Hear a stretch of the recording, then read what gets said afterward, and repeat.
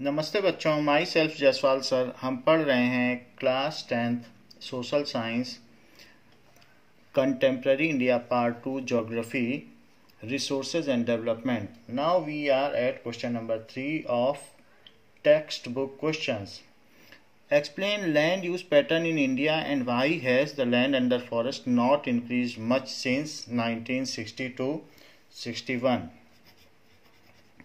किस तरीके से लैंड का यूज हो रहा है? The total geographical area of India is the total geographical area of India, Bharat का कुल क्षेत्रफल 3.28 मिलियंस। मिलियन का मतलब 10 टू द पावर 6 या 32.8 लाख भी बोल सकते हो या 3.28 million. So square kilometre. As per the land use data, only 93% of total geographical area is available. As per land use data, बाकी में रिवर्स हैं और कुछ और भी चीज़ें हैं। So land use data only, कहीं कहीं ग्लेशियर्स भी हैं, 93% ऑफ टोटल। तो जैसे हिमालयन रीजन हो गया, total geographical area is available.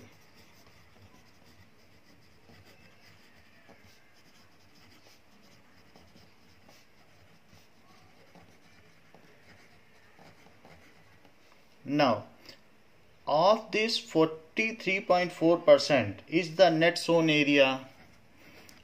Of this 43.4% पे खेती होती है, percent is the net sown area.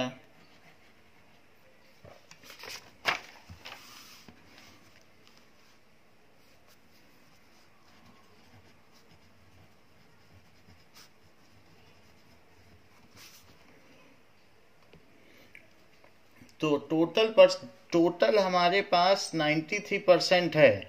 तो अब वो जो 93% है उसमें से कितना है, उसको अब आप मान ले 93% ही हमारे पास टोटल है। पूरे भारत का 93% अवेलेबल है, उस 93% का 43%, उसे आप 100 मान लें, एक पूरा मान लें 93% को, समझिए वही है।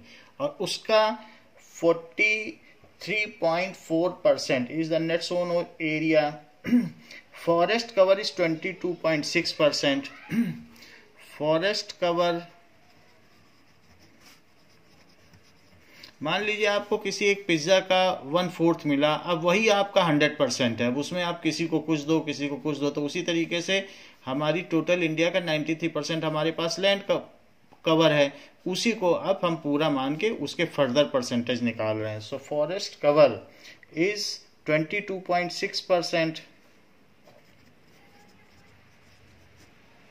and 4.4% is culturable waste. So 4.4% is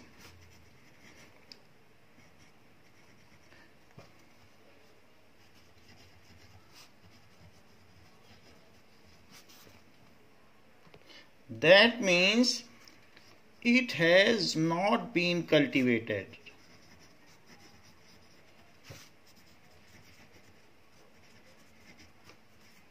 Since last 5 years.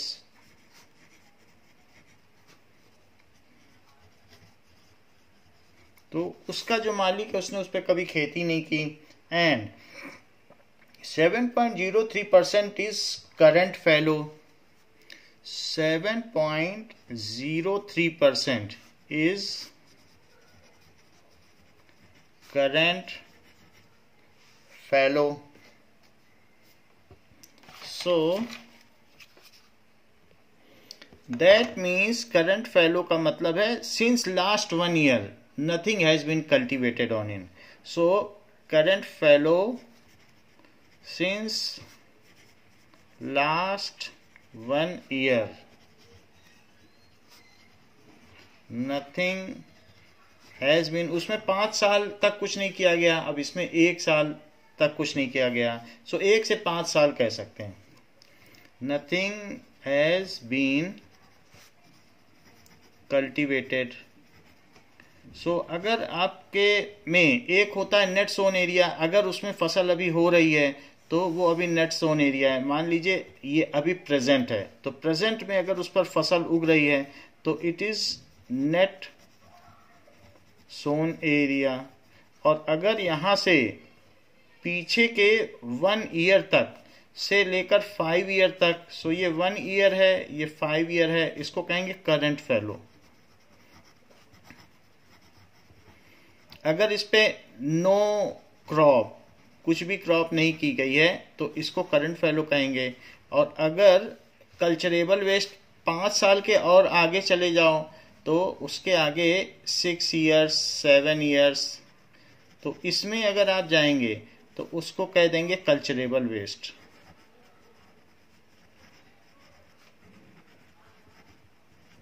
तो पिछले 1 साल से अगर खेती नहीं की गई है 1 साल से 5 साल तक, तो करंट फैलो। ये फिर 5 ईयर से ऊपर हो गया तो कल्चरेबल वेस्ट। सो ऐसा हमारे पास करंट फैलो 7.03% है। 4% is covered by pastures, 4% grazing ground है, बाई शोरगम भी कह सकते हो, चारा, grazing ground covered by pastures. And 1% is covered by tree crops.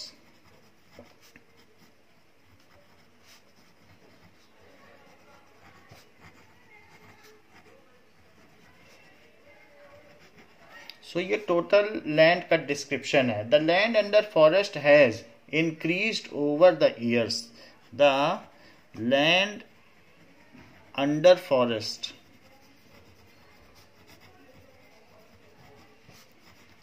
has increased over the years. Now this is the land under different relief features कि कैसे topography कहाँ कहाँ की है। सो प्लेट्यू 27% है, जिसमें मोस्टली डेक्कन प्लेट्यूज हैं। माउंटेन्स, माउंटेनियन रेंज बहुत ज़्यादा है, और प्लेन एरिया इतना है। सो इस तरीके से हमारे यहाँ का लैंड डिस्ट्रीब्यूशन है अंडर डिफरेंट रिलीफ पैटर्न। आगे दिखाया गया है कि barren and unculturable waste land, इसको रेड से शो किया गया है, फॉरेस्ट को ब्लू से, culturable waste land, so that is ये हल्के रेड से है, और इसके बाद ये ग्रीन या लाइट ब्लू से है। तो यहाँ पर ये बात दिखा रहे हैं कि किस तरीके से ये जो हमारा पोर्शन है, इसमें और भी सिंबल्स दिए गए हैं कि the area under non agricultural use, ये नेट सोन एरिया है। तो नेट सोन एरिया सबसे पहले हम देखें, net sown area. So net sown area पहले 46.25% था, इसमें ज़्यादा फर्क नहीं आया, अभी 45.5 है, क्योंकि उसी में लोग घर बनाते गए। तो दिस इज ब्लू कलर का क्या है, दैट इज फॉरेस्ट। सो ये फॉरेस्ट है, दैट इज 38.11, और ये 28, ये पहले का, ये अलग अलग पीरियड है। This is 60 to 61, so it was 18%, पहले 18 था, और वही अभी फॉरेस्ट एरिया हमारा बढ़ के 23.3% है। उनके बारे में दिया गया है कि 60 पर था, और अब 2014 में ये चीज़ बढ़ गई है फॉरेस्ट एरिया। और बाकी भी जो अलग अलग एरिया हैं, जैसे रेड वाला एरिया, इसमें फर्क आया है, ये कमी है। What is that kind of area, that is barren land. So barren land पहले ज़्यादा थी, बट बैरन लैंड को हमने यूज में ले लिया, तो बैरन लैंड कम हो गई है। Other also points are to be kept in mind under observation, हम उसकी कंपेयर कर सकते हैं। बुक में फिगर दिया हुआ है कि किस किस तरीके से 60 से 2014 तक में फर्क आया है।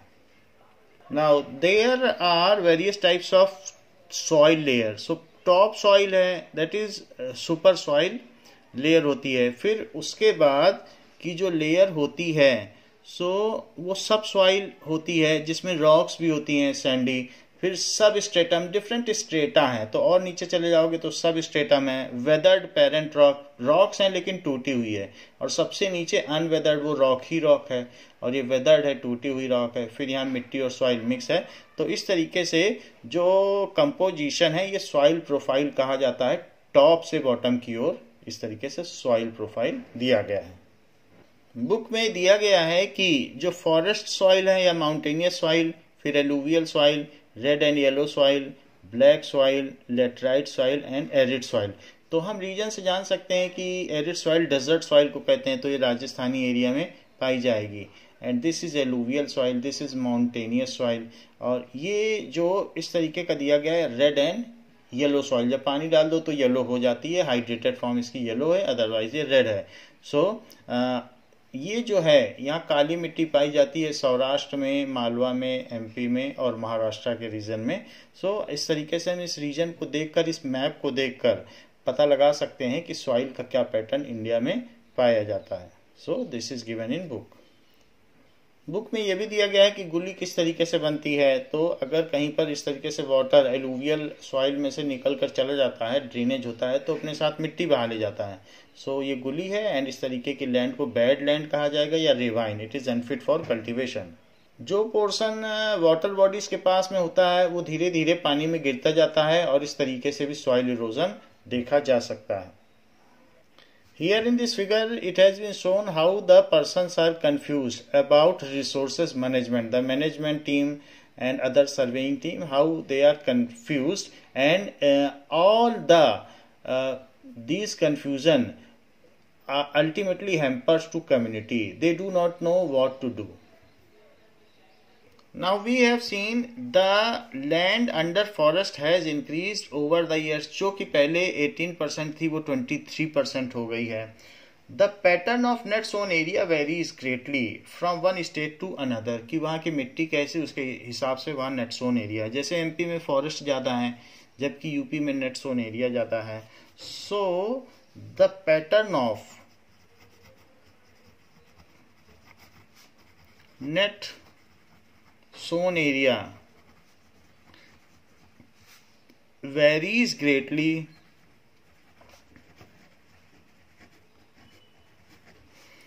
from one state to another.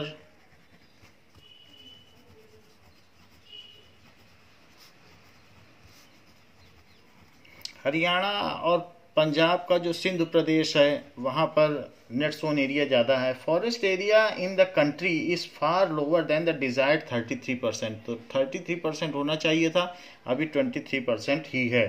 So forest cover area in the country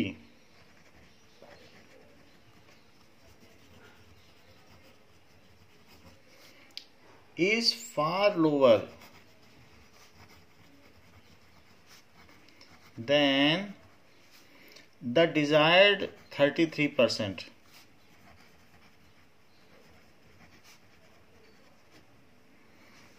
of the geographical area.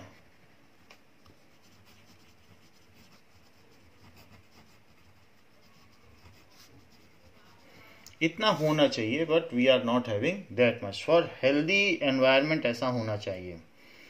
So as it was outlined in national forest policy, so ऐसा हमारी पॉलिसी में भी दिया गया था कि इतना हमारा लक्ष्य है। As it was outlined in national forest policy.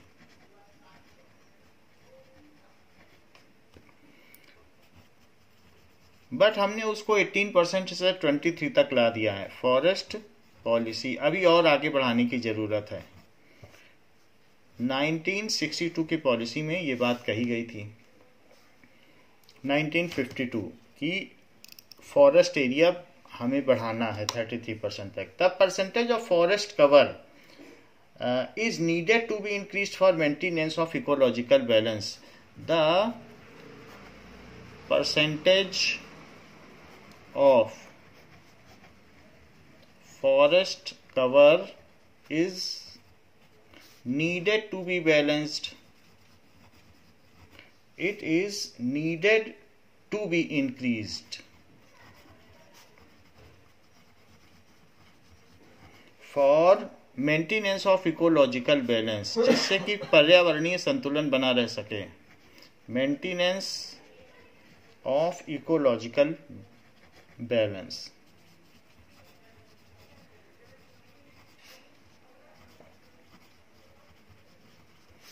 Now सो ये पूछा गया है कि कैसा लैंड यूज पैटर्न है and why has the land under forest not increased much since 60 to 61. अब वो पूछ रहा है कि क्यों नहीं बढ़ पाया. The land under forest did not increase much since the, ये तो हम जानते हैं कि 23% ही हो पाया है. The land under forest did not increase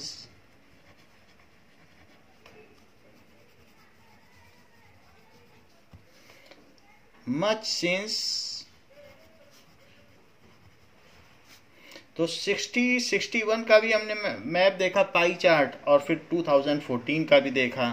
so since 1960 to 61 due to several reason.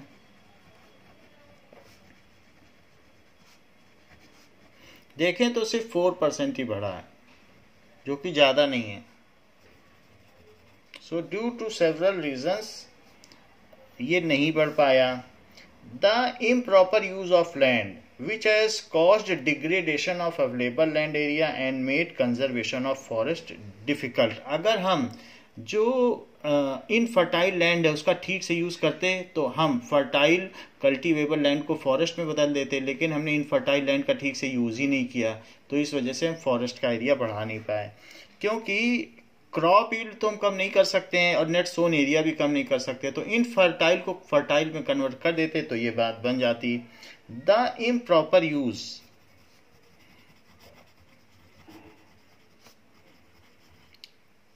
of land which has caused degradation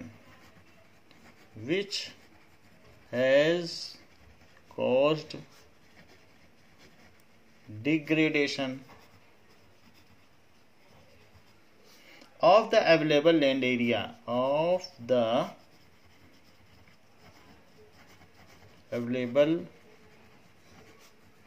land area and made conservation of forest difficult. इसका मतलब क्या हुआ? made the conservation of forest difficult as we have not properly used the degraded land, so the increase in forest area was difficult. हमने degraded land को use ठीक से किया ही नहीं.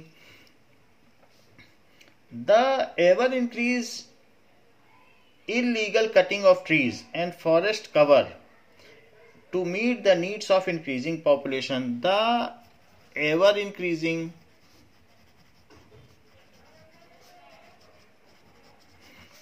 illegal कटिंग ऑफ ट्रीज, जो इलीगल कटिंग ऑफ ट्रीज है from forest, उसने भी गड़बड़ की है. क्योंकि फॉरेस्ट ऑफिसर पैसा लेकर जितना कटिंग होना चाहिए टिम्बर का यानी लकड़ी का, उससे ज़्यादा टिम्बर दे देते हैं, तो वो उसका कोई मेजरमेंट तो है नहीं, तो वहाँ वो गड़बड़ कर देते हैं.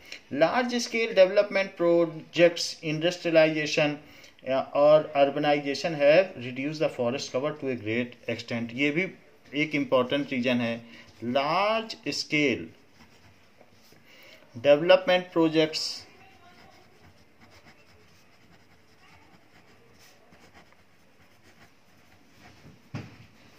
Industrialisation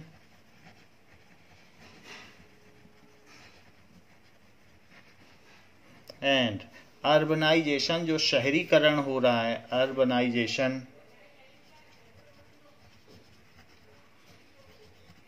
have reduced the forest cover. इसकी वजह से रिडक्शन हो गया. रिड्यूस्ड द फॉरेस्ट कवर, ये बात याद रखी जा सकती है। इलीगल ट्री कटिंग हो गया, अर्बनाइजेशन हो गया, और डिग्रेडेड लैंड को हम लोग अपग्रेड नहीं कर पाए। यही 3 रीजन लिखने हैं। How have technical and economical development has led to more consumption of resources. So ऐसा क्यों हो गया? अगर हम इकोनॉमिकली डेवलप कर रहे हैं, टेक्निकली डेवलप हो रहे हैं, तो हमारे रिसोर्सेज ज़्यादा क्यों कंज्यूम हो रहे हैं? एक चीज़ हमने देख ली थी, एक ट्रायंगल शुरू में फिगर में देखा था कि बीच में ह्यूमन है और ह्यूमन इंटरेक्ट करता है नेचर से। Human also interacts with technology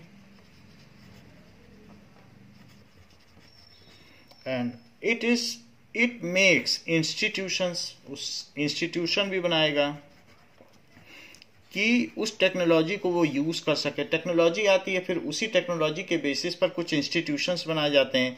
but ये सब चीज़ें तभी पॉसिबल होती हैं जब नेचर से कुछ रिसोर्स लिए जाएं।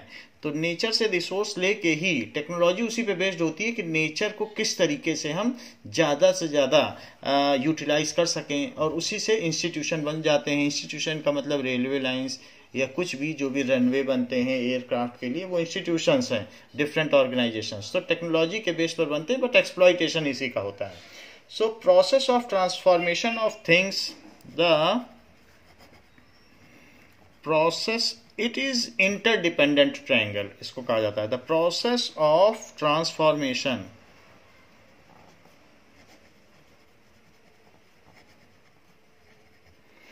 of things available in nature, of things available in our environment, जो भी चीज हमारे पर्यावरण में उपस्थित है उसका परिवर्तन, transformation. Available in our environment,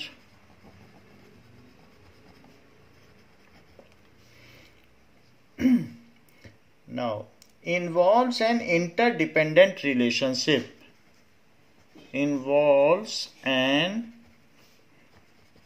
interdependent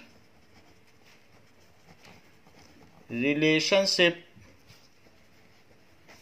इन तीनों के बीच में आपस में एक रिलेशनशिप है जो ह्यूमन से लिंक्ड है। Now so process of transformation of things available in environment involves an interdependent relationship। तो ये हमें समझना जरूरी है कि डेवलपमेंट ऐसे नहीं हो सकता है, उसके लिए नेचर से हमें कुछ न कुछ लेना पड़ता है। तो किसके बीच interdependent relationship? Interdependent relationship between nature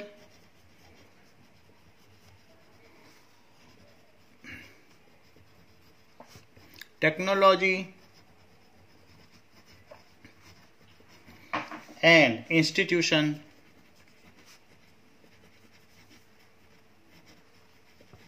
institution में रोडवेज, रेलवे सब कुछ आ जाएंगे जो भी है।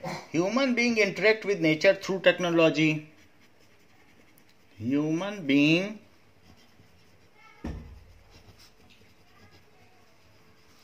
interact with nature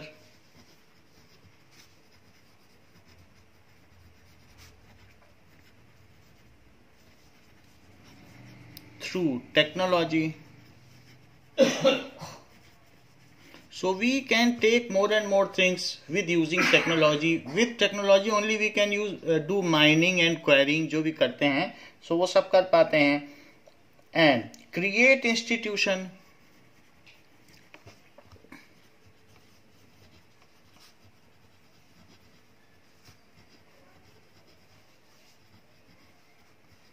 like roadways, railways या इंफ्रास्ट्रक्चर, ये सभी कुछ है।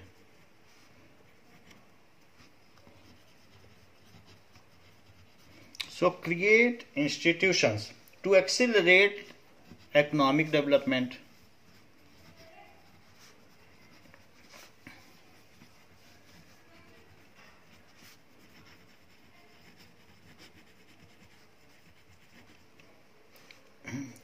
they consume resources more in quantity.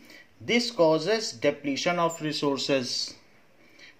In this process,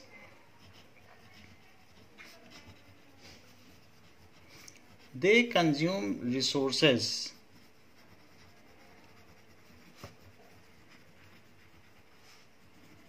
more in quantity. तभी एक्सपेडाइट कर सकते हैं, जैसे कि जो जर्मनी की राइन रिवर है वो पहले बहुत अच्छी थी। 1875 के आसपास वो काफ़ी अच्छी थी, लेकिन जैसे इंडस्ट्रियल ग्रोथ हुई तो वो एक लाइक गटर तब्दील हो गई, तो इतना गंदा पानी हो गया। तो जैसे जैसे एट कॉस्ट ऑफ नेचर की जो प्रिस्टिनिटी है, जो उसकी शुद्धता है, जो उसका नेव फॉर्म है, जो उसकी मौलिकता है, उसकी कॉस्ट पर हम अपना इकोनॉमिक ग्रोथ करते हैं। क्योंकि वाटर बॉडीज में ही फिर सारा वो फैक्ट्री का सब कुछ गंदगी जाने लगा कॉटन मिल्स का, तो उससे वो पानी गटर जैसा हो गया। Now in this process they consume resources more in quantity. This cause depletion of resources.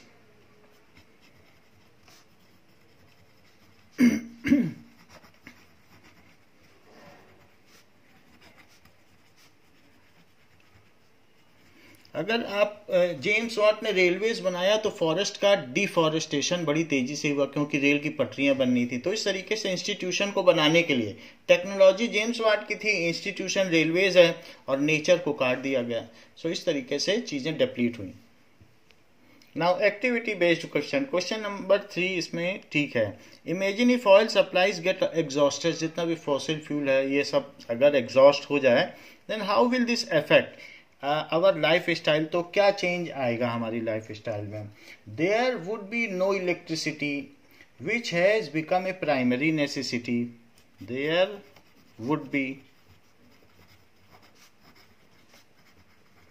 No electricity which is our primary necessity. So कहीं पर अगर फॉसिल फ्यूल से बन रहा है, ऑयल से, तो ही ऐसा होगा, और कहीं हाइड्रो इलेक्ट्रिक पावर प्लांट है तो नहीं होगा। Our primary necessity. Now next point क्या हो सकता है। No machines to do the mass production of various food products. No machines will do mass production of various food products। अब उसने ये तो बताया नहीं है कौन सा ऑयल है, तो कोई भी मशीन काम नहीं करेगी अगर ऑयल नहीं होगा। All transportation would halt, all transportation would halt due to stoppage of supply of petroleums. Technology advancement would slow down due to sudden shortage of oil.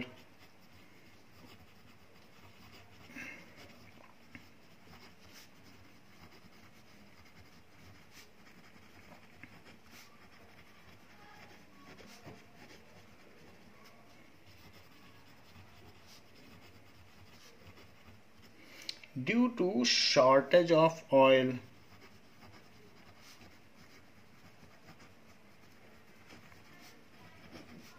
जितना ऑयल हमने यूज कर लिया है 200 ईयर्स में, वो टोटल ग्राउंड के अंदर के पेट्रोलियम का 50% हमने यूज कर लिया है। और अगर इसी रेट पर हम अब यूज करते रहें जैसा करंट रेट है, तो अगले 50 ईयर्स में पूरा खत्म हो जाएगा। Now agricultural as well as industrial sector growth would retard, क्योंकि वहां पर भी कई चीजें पर डीजल से सारे ट्रैक्टर चलते हैं। तो agricultural as well as industrial sector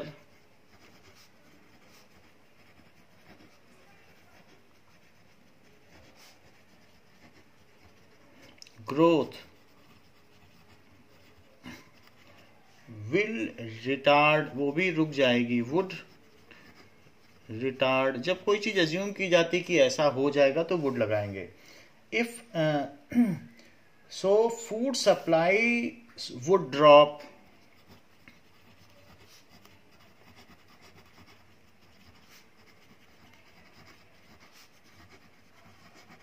सो ये सारे इफेक्ट होंगे अगर ऑयल सप्लाई रोक दी जाए। Now there are some in text, there are some MCQ type questions. The most important soil of India is alluvial soil because it has more crop per acre. So crop yield इसमें ज़्यादा होती है. Forests are essential for maintaining ecological balance, for building industries इसके लिए नहीं है ये, enjoying summer seasons ये सब नहीं है. इकोलॉजिकल बैलेंस ये हमें ऑक्सीजन देते हैं. They are lungs of any country. Which of the following options does not fall in the category of land use pattern. So that is forest, current fallow, waste lands and net sown area आना चाहिए था, gross sown area किया गया है, तो does not fall in the category, तो ये नहीं आएगा. Which soil is known as cotton soil, black soil में कॉटन उगता है. Which of the following option is incorrect. Resources can be classified on the basis of origin, on the basis of shape, shape के basis पे नहीं किया जा सकता, on the basis of ownership and exhaustibility, इन सब के बेसिस पर तो हो सकता है. Land not available for cultivation, जो कल्टीवेशन के लिए अवेलेबल ना हो उसे क्या कहेंगे, फॉरेस्ट कहेंगे या फिर barren and wasteland, barren and Westland.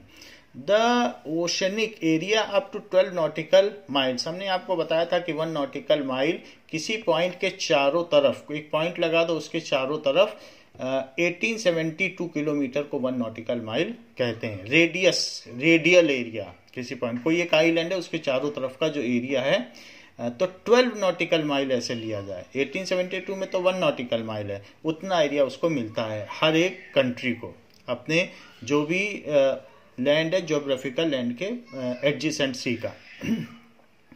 Oceanic area up to 12 nautical mile from the coast line is called, that is territorial waters of a country. What is the removal of top fertile soil cover is called. So top fertile अगर soil चली जाए तो उसे क्या कहेंगे, उसको कहेंगे soil conservation, soil formation, soil degradation के सॉइल इरोजन, उसको सॉइल इरोजन या मृदा अपरदन कहते हैं. Which of the following is not a biotic resource. तो flora, fauna, fisheries, rocks. Rocks is not a kind of biotic resource. Land is left fallow so that it may get its fertility in a natural way. So ऐसा कभी कभी किया जा सकता है. किसी agricultural year में अगर 3 क्रॉप्स हैं तो एक क्रॉप के टाइम पे आप कर सकते हो, रबी की फसल छोड़ दो, जायद की छोड़ दीजिए या खरीफ की. तो ऐसा कभी कभी करते हैं जिससे कि वो प्लकेट कर ले अपनी जो न्यूट्रिएंट्स हैं, सो उसको फिर से वो प्लकेट कर ले, रिस्टोर कर ले. तो इसलिए फैलो लैंड छोड़ी जाती, खाली छोड़ दी जाती है, बट वो किसी 3 या 4 महीने के लिए छोड़ी जाती है. Khadar is found close to. So rivers के आसपास जो बड़े बड़े कंकड़ होते हैं तो that is called khadar. Now here we will learn some differences about Khadar and Bhangar. So it is shown over here that Khadar soil, these are found in the low area of valley, bottom of the valley, which are flooded every year. तो वहाँ पर ये चीज़ खादर पाई जाएगी. वहाँ पर ये फाइनर soil जो होगी वो खादर है. जबकि भांगर क्या होती है, इन द हायर रीचेस, अगर हायर हाइट्स पर पाई जाती है तो उसमें कोर्स ग्रेन होते हैं, वो बड़े बड़े पत्थर होते हैं. These are finer in nature. Khadar is finer in nature, but जो भांगर है that is old soil. These are coarser in nature, क्योंकि हाइट पे पाई जाती है तो ये लुढ़कती नहीं है, ये रोल ओवर करते करते फाइनर हो जाती है. The khadar soil are more fertile as these are found in low area of bottom of valley which are flooded almost every year.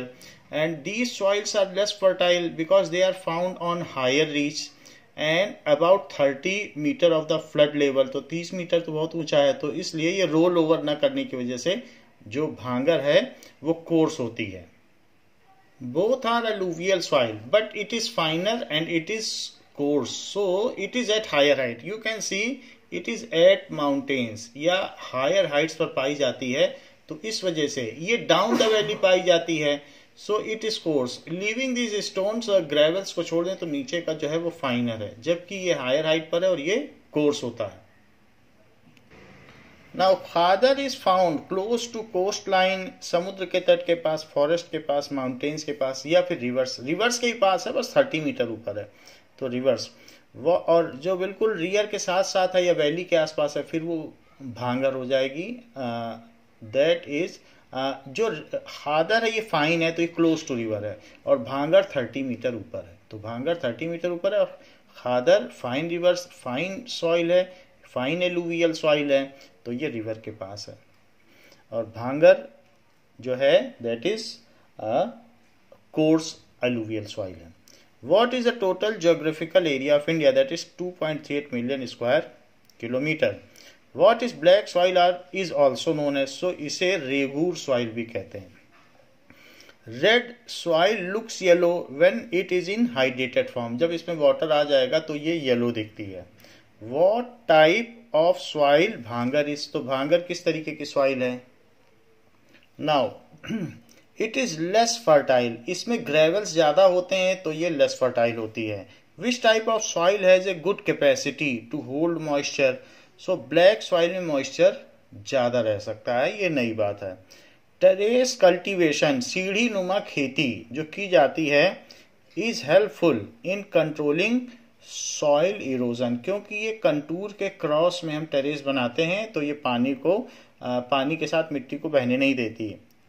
Where is the arid soil found? It is found in Rajasthan. In which one of the following states over irrigation is not responsible for land degradation? Punjab, Haryana, Uttar Pradesh में तो पानी बहुत है, over irrigation कर देते हैं और सारा उसका न्यूट्रिएंट्स बह जाता है नियर बाई वाटर बॉडीज में। मध्य प्रदेश में रेनफॉल इतना नहीं है तो वहां पर ओवर इरिगेशन जैसी समस्या नहीं है, और वैसे भी रेनफॉल का ही है और ज्यादातर उसका फॉरेस्ट कवर है।